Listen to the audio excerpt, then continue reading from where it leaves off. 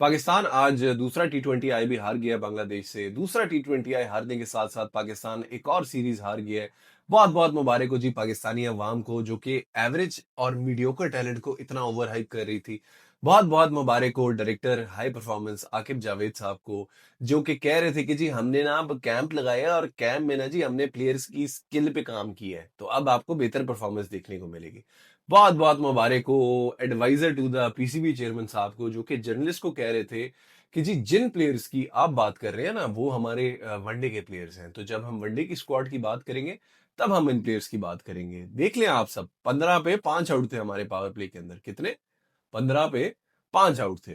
New Zealand गए जी, आप लोगों ने कहा जी कि देखिए कंडीशंस मुश्किल हैं, लड़के इनएक्सपीरियंस्ड हैं, आप इन्हें बैक करें।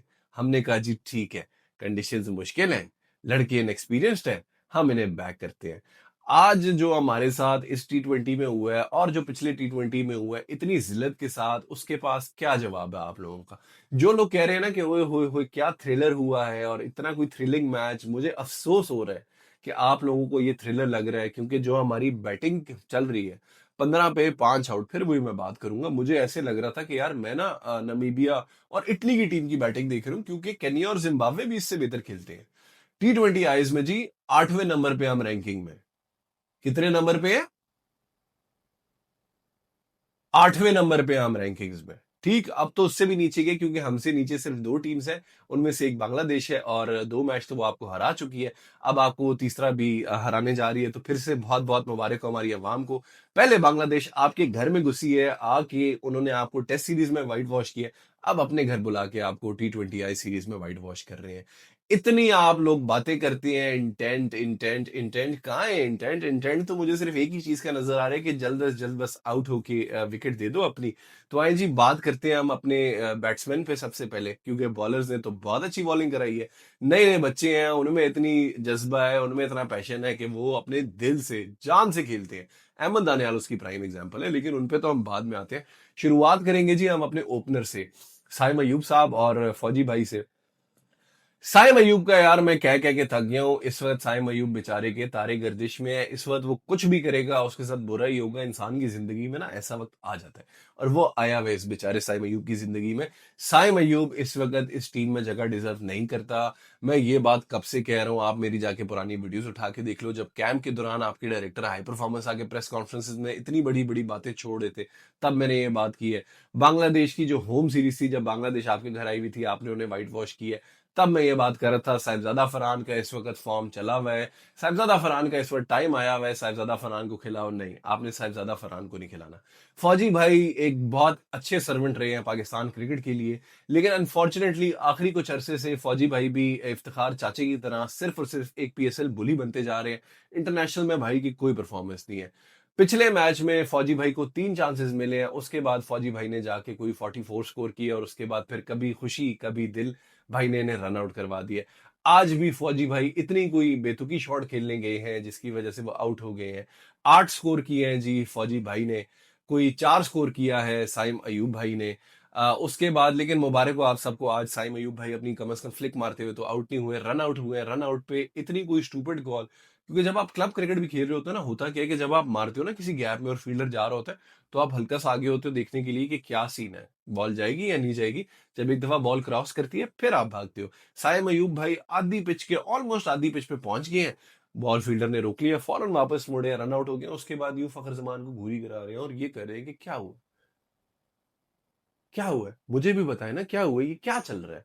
उसके बाद आई जी आप लोगों के पाकिस्तान टीम के एबी डिविलियर्स, हारिस भाई। हारिस भाई का तो मैं कह कह के थक गया हूं कि हारिस भाई को कोई गेम अवेयरनेस नहीं है, हारिस भाई को कोई गेम सेंस नहीं है। आप लोगों ने हारिस भाई को पता नहीं क्या बनाया हुआ है, जिस तरह वो सेवियर है पाकिस्तान क्रिकेट का।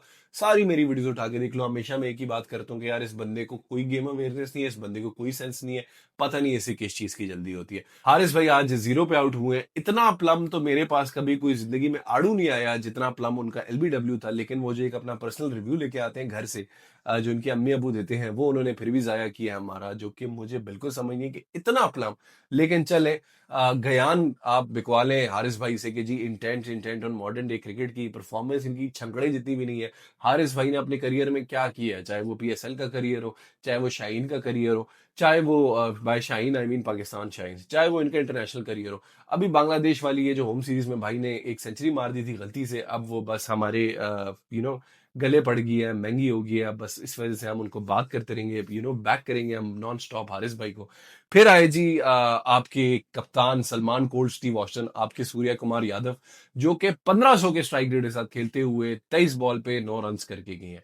उसके बाद आए हैं जी हसन नवाज भाई, जो कि 6 बॉल्स खेल के गए हैं और 0 रन किया उन्होंने। हसन नवाज भाई ने इस सीरीज में अभी तक 9 बॉल्स खेली हैं और 2 डक्स किए हैं। हसन नवाज भाई ने वो जो सारी प्रोग्रेस हमें दिखाई थी एक समझदार बैट्समैन की, अच्छी गेम को रीड करने वाली, पीएसएल में जो बांग्लादेश की होम सीरीज हुई थी, वो सब इनको मुझे लगता है भूल गया है। ये जो हाई परफॉर्मेंस डायरेक्टर भाई ने हमारे कैंप करवाया था उसमें, और हसन भाई अब फिर वही प्लेयर बन गए हैं जो कि वो न्यूजीलैंड सीरीज में थे। उसके अलावा जो एक जमाने में भाई बॉब्जी के मैच विनर होते थे, अब वो भाई बांग्लादेश के मैच विनर है।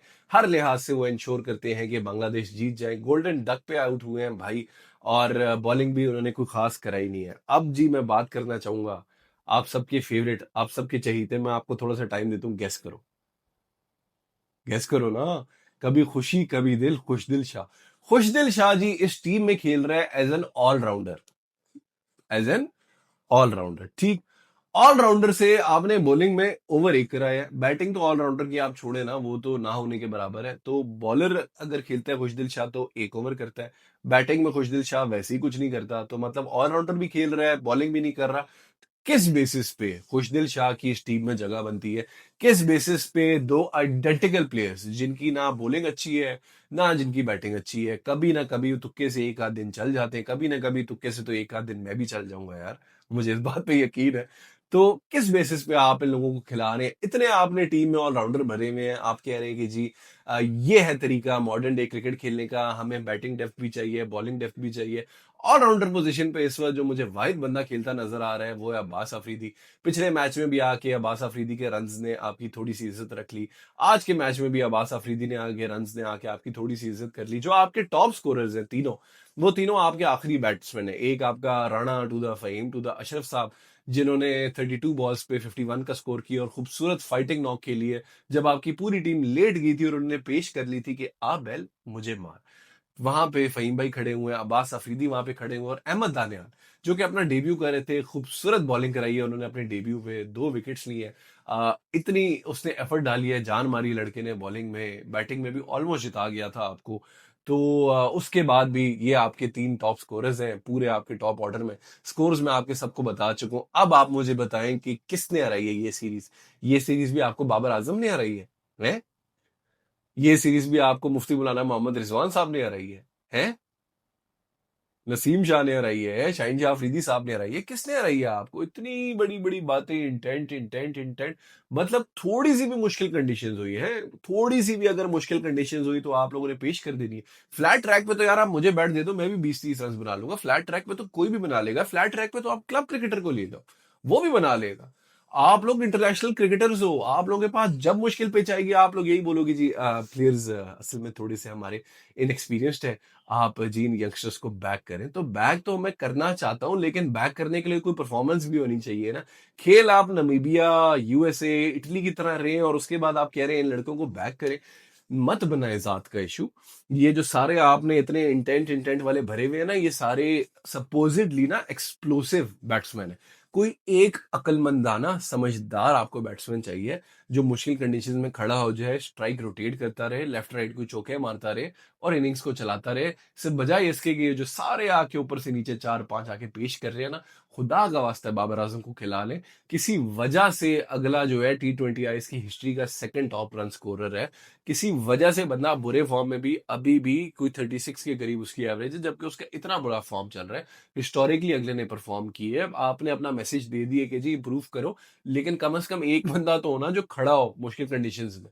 हमेशा आपको फ्लैट ट्रैक मिलेगा तो उसमें तो मतलब फिर कोई भी आगे टीम परफॉर्म कर लेगी, आप क्या बस वेट करेंगे? एशिया कप में आप लोग वेट करेंगे कि जी आप लोगों को फ्लैट ट्रैक मिले हैं? वर्ल्ड कप में आप लोग वेट करेंगे आप लोगों को फ्लैट ट्रैक मिले? आप लोगों से शरीफुल इस्लाम नहीं खेला जा रहा, आप लोग जसप्रीत बुमराह को खेलेंगे? है, बताए ना मुझे। शरफुल इस्लाम भाई ने वैसे बहुत खूबसूरत बॉलिंग की है, शरफुल इस्लाम भाई तो आज फुल प्राइम शाहीन शाह अफरीदी बने हुए थे, लेकिन वही बात होगी, आप लोगों से मेहदी हसन मिराज नहीं खेला जा रहा, आप लोग कुलदीप यादव को खेलेंगे। शक्लें आप लोगों ने अपनी देखी है, टेक्निक आप लोगों ने अपनी देखी है, हरकतें आप लोगों ने अपनी देखी है, आप लोग मतलब कुलदीप यादव को खेलेंगे। किस मुंह से आप लोग एशिया कप जाओगे इस परफॉर्मेंस के बाद? किस मुंह से आप लोग जाओगे भाई आप ये T20 वर्ल्ड कप खेलने? आप लोगों ने जाती मसला बनाया हुआ अना का, आप लोगों का ईगो का मसला है, आपके डायरेक्टर हाई परफॉर्मेंस भाई उसमें शामिल है बाबर आजम से, जिसकी वजह से आपने बाबर आजम को टीम से बाहर किया हुआ है। चले मैं कहता हूं कि आप बिल्कुल इसी तरह डिलुलू रहे, ये जेन जी वाले बच्चे कहते हैं ना आजकल, डिलुलू इज द सुलुलू। तो आप बिल्कुल डिलुलू रहे, आप अपनी ईगो का मसला बनाएं, आप नहीं खिलाएं बाबर आजम को, आप अब्दुल्ला शफीक को खिला लें, किसी एक टेक्निकल प्रॉपर बैट्समैन को तो खिलाएं जिसको इनिंग्स बिल्ड करनी आती हो, जिसको मुश्किल पिच पे खड़ा आना आता हो, जिसको स्ट्राइक रोटेट करनी आती हो। हारिस को नहीं आती इनिंग्स बिल्ड करना, हारिस को नहीं आता स्ट्राइक रोटेट करना। भाई देखें, हारिस जो है, ठीक है, मोहम्मद हारिस डिविलियर्स जी, उन भाई की बात कर रहा हूं। किनकी? मोहम्मद हारिस डिविलियर्स भाई की। मोहम्मद हारिस डिविलियर्स भाई का ना एक ही प्रोटोकॉल है, उनका एक ही एसओपी है, आके बस अन्नेवाह मारनी शुरू कर दो। अगर हारिस ने इसी तरह खेलनी है तो उसे नंबर 3 पे नहीं खिलाएं। नंबर 3 हर फॉर्मेट में एक क्रूशल पोजीशन है। नंबर 3 पे आपको ऐसा प्लेयर चाहिए जिसको इनिंग्स बिल्ड करनी आती हो, जिसको स्ट्राइक रोटेट करनी आती हो, जिसको एक्सेलरेट करना आता हो, जिसको मतलब गेम में चलना आता हो। वो आपके पास अब्दुल्ला शफीक है, वो आपके पास बाबर आजम है, बॉब्जी द किंग। आपने ओपनर नहीं खिलाना ना बॉब्जी को, आपने खिलाना आइडियली तो अगर आप बॉब्जी को ओपन कराए फिट हो जाएगा। मैं कहता हूं यार आप बाबर आजम और साहिबजादा फरहान से करा लो ओपन, ठीक। तीसरे नंबर पे आप भेज दो अब्दुल्ला शफीक को। अगर आपने अब्दुल्ला शफीक को नहीं भेजना तो चले आप फखर जमान को भेज दें, क्योंकि हारिस भाई का तो वही मॉडल है ना जो मैं बात कर रहा हूँ कि बस आते साथ अन्य भाई उन्होंने फेरनी है तो उन्हें फिर छठे सातवें नंबर पे भेजे, जहां पे वो ऐसी परफॉर्मेंस देंगे कि आते साथ शुरू हो जाएंगे और ना उनका कोई फुटवर्क होगा ना कोई टेक्निक होगी। तो हारिस भाई को उससे ज्यादा लोगों को मसला नहीं होगा, इसको फिनिशर वाला रोल दे देना आप। चौथे नंबर पे फिर आपका आ जाएगा जी सलमान अली आगा, आपके ये सूर्य कुमार यादव। बड़ा डिसअपॉइंट हुआ मैं सलमान अली आगा से यार। मैं बहुत बड़ा फैन हूं सलमान अली आगा का। इस बॉय ने अक्रॉस फॉर्मेट्स परफॉर्म की है, लेकिन इतनी बुरी लीडरशिप, इतनी बुरी गेम अवेयरनेस, इतनी बुरी batting, I really don't know what to say. आप लोगों के उसके बाद आगे हसन नवाज भाई, हसन नवाज भाई की इस वक्त जगह बनती है। हसन नवाज ने मुझे इतने ग्लिम्सेस दिखाए इनिंग्स बिल्ड करने के, ठीक है, कि मैं बोलूंगा कि हाँ यार इस लड़के को मैं बैक करता हूँ। अब ये हसन नवाज के बाद आपने ये जो इतनी लिस्ट भरी हुई है ना ऑलराउंडर्स की, खुदा का वास्ता ऑलराउंडर कम खिलाए, कोई एक आध बीच में स्पेशलिस्ट घुसा ले। आप मतलब यहां पे मैं कहता हूं चले आप हारिस को भेज दे, आपका विकेट कीपर भी हो गया, आपका बैट्समैन भी हो गया। सातवें नंबर पे आ गया आपका Rana to the Fahim to the Ashraf.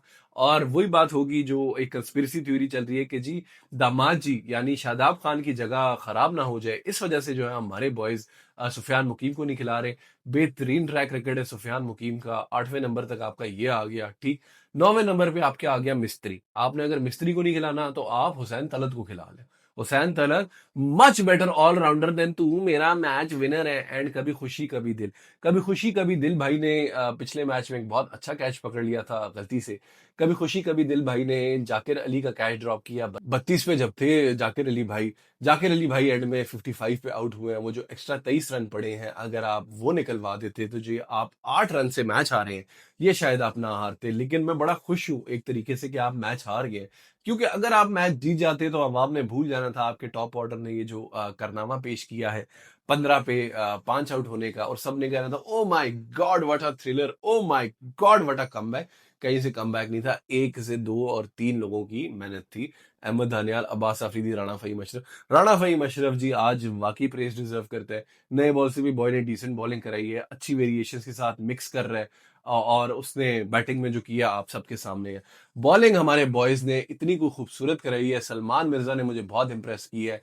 अच्छी हार्ड लेंथ पे बॉल करता है, बीच में कटर्स भी मारता है, वेरिएशन भी लाता है, चाहे नया बॉल हो। वही बात है, मैजिक डिलीवरी नहीं है सलमान मिर्जा की, लेकिन ये वो है कि बस निपी और आपके पीछे पड़ता रहेगा, अच्छे जोन से नहीं हटेगा, वेरिएशंस करता रहेगा, आप कंफ्यूज होकर इसे विकेट दोगे।